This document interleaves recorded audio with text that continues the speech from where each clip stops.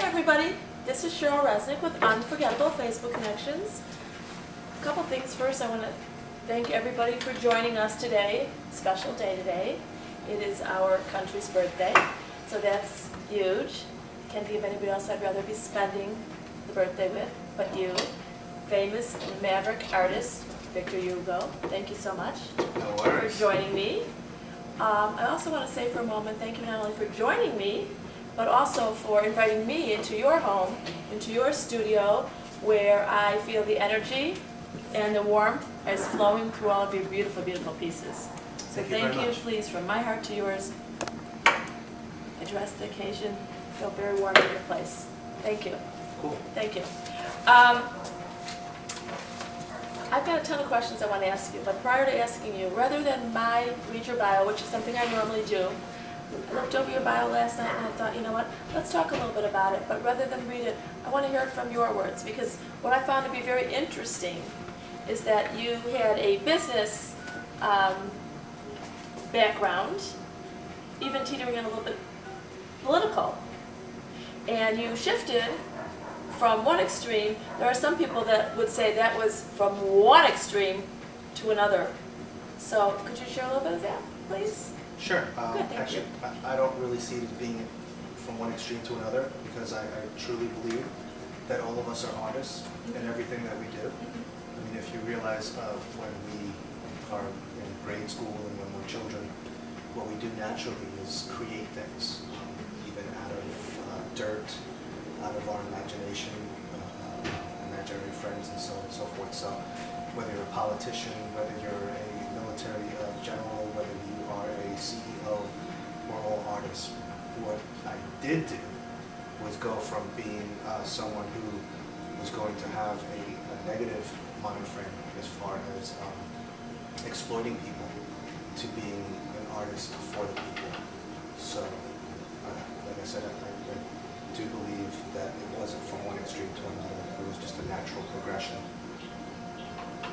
Okay, it's a natural progression, and I get that. However, and I do believe that we're all creators, but again, we've got some pretty powerful pieces here that all have some background behind them, or all background behind them. Well, and what was the shift? What was the turning point? What made it move where you are right now considered the maverick artist? I mean, that when people mention your name, I assume they go, Victor-Hugo, this brilliant painter, and probably a businessman. Not that it got lost. Maybe it did, maybe it didn't, I don't know. Well, I'm sure some people don't call me the brilliant painter. I've been called a lot worse, but... well, we're going to talk about that too, if you don't mind. What I do is I like to make sure that I keep people on their toes. There was a movie recently called Catfish, and it talks about the world being with people who are catfish, and they're the ones who create thought-provoking things and keep people thinking. So in that manner, my art is supposed to be thought-provoking and to create dialogue on issues that aren't normally covered in mainstream media, because the media right now is very weak, and we're in a time in history when media is kowtowing to corporate sponsors, so they're not really talking about the truth. And really, the shifting point was when I was a politician and I had my first experience with the media, and I learned from the media that it was a business, because there was an article that was supposed to be written about swastikas in a building that I was entrusted to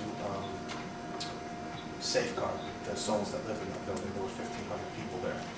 And the newspaper reporter from the Miami Herald told me that they had received a letter from the lawyers of one of the advertisers who reminded them that he was a big advertiser, and therefore the story was never run. And that's when I realized, you know what, it's a business.